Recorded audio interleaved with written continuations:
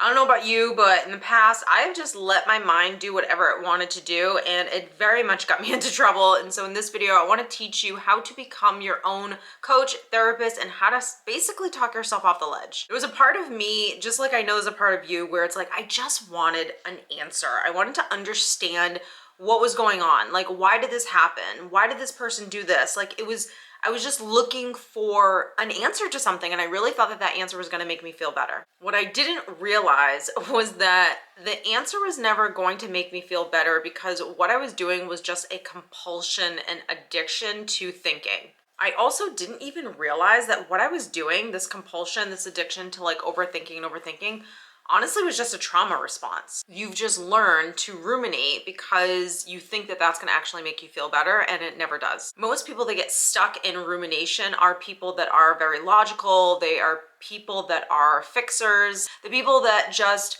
want to have control over a situation.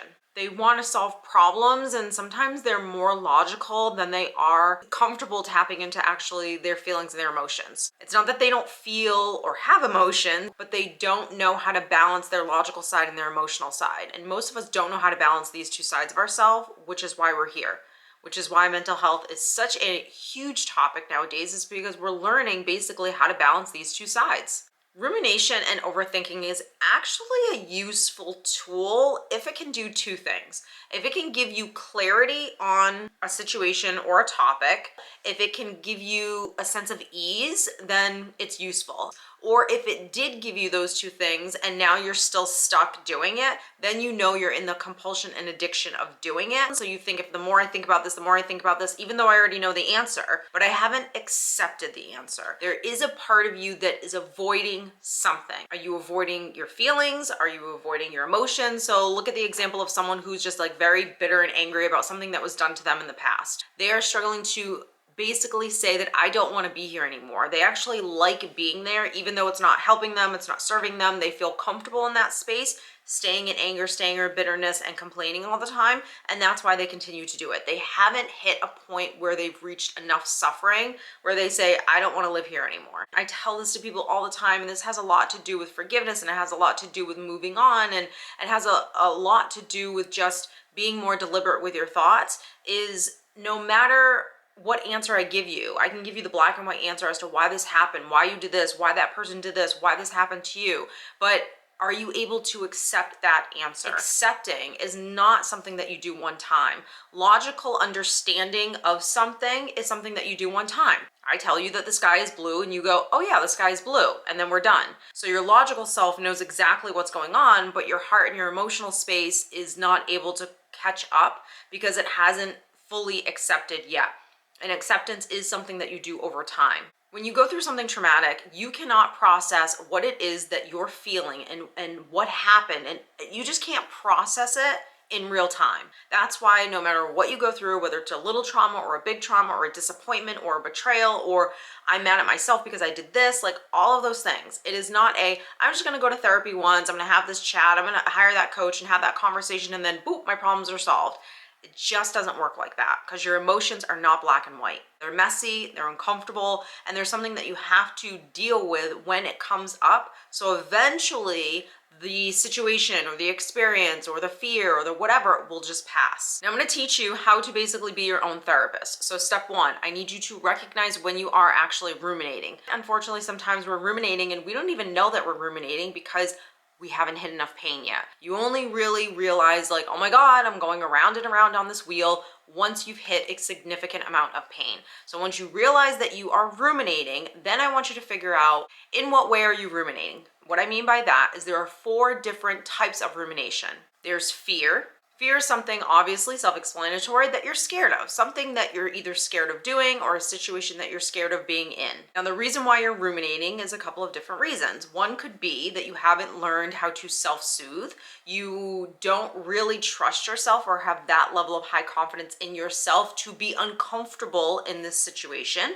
It could also be that your perceived fears are not really fears, they're just perceived fears. And so you're kind of living in a situation that will never happen because you're afraid. It could be the fear of, worrying about what other people think or failing. But again, these are all perceived situations. Could they actually happen? Yes. Are they happening right now? No. So why would we waste our time thinking about something that could possibly happen when it's not happening yet? Control. We're trying to control situations so we don't have to feel uncomfortable. The next kind of rumination is the past, and we've all done this. We've all ruminated and overthought and thought about like a person that hurt us or a situation that happened in the past or what I could have done differently or what I did wrong or what I didn't do, like those types of situations. When you're stuck on obsessively thinking about what you did or didn't do, you are living in your perfectionism wound. You're thinking about how you could have controlled the situation, but what you don't realize is the outside factors that you just can't control, whether that's anything from a person to the weather to anything outside of yourself, you have absolutely no control over. So yes, you can control yourself. Yes, you could have done something differently, but you can only do something differently when you are consciously aware of what it is that you're doing and why you're doing it. And most people are not consciously aware of those things. So they just go into life and they make mistakes and they do certain things or don't do certain things because they're just unaware. So your perfectionism, actually, the irony of it has come from not feeling like you are good enough, that you feel like you need to be good enough. And when you are not good enough, there's your wound. Here's where we go into shame. Here's where we start overthinking and ruminating. And then of course that cycle just goes around and around. It causes you low self-esteem. It causes you to stay stuck in guilt or shame or regret or this kind of like self-loathing place. And the same is true for someone else. We put these high expectations on people outside of ourselves that they should be perfect and do everything right and that they should never hurt us.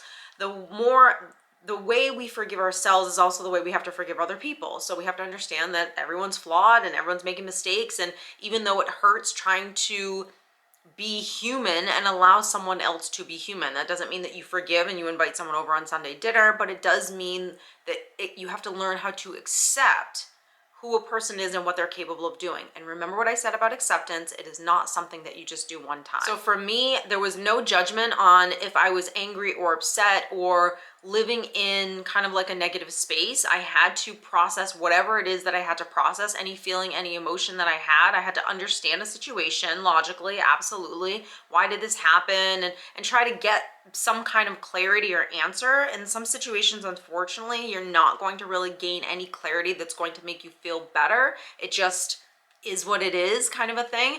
And yes, of course, we have to accept it, but to accept it is also to make the most out of a situation and gain something from a situation that did stink. When we stay stuck in the past and we're ruminating, like I said, we can quickly go into like the next phase, which is basically the shame, the guilt, the regret, the self-loathing. When we are stuck in the shame and the guilt and the regret, or when we're stuck in blaming that other person and they're wrong and they're the bad person, now we go into kind of like the last cycle of rumination, which is basically negative thinking. This is where we are solely in an addictive state, and we will stay stuck there until we feel so uncomfortable or we're just kind of like over it, like when it's kind of like run its course. But remember, there are a lot of people that are over it and they just don't want to let it go, and that becomes a conscious decision that you make. So I'm not going to give you the easy like, hey, just so you know, like ruminating is something that you shouldn't do and just don't do it. I understand that it's not really going to work like that,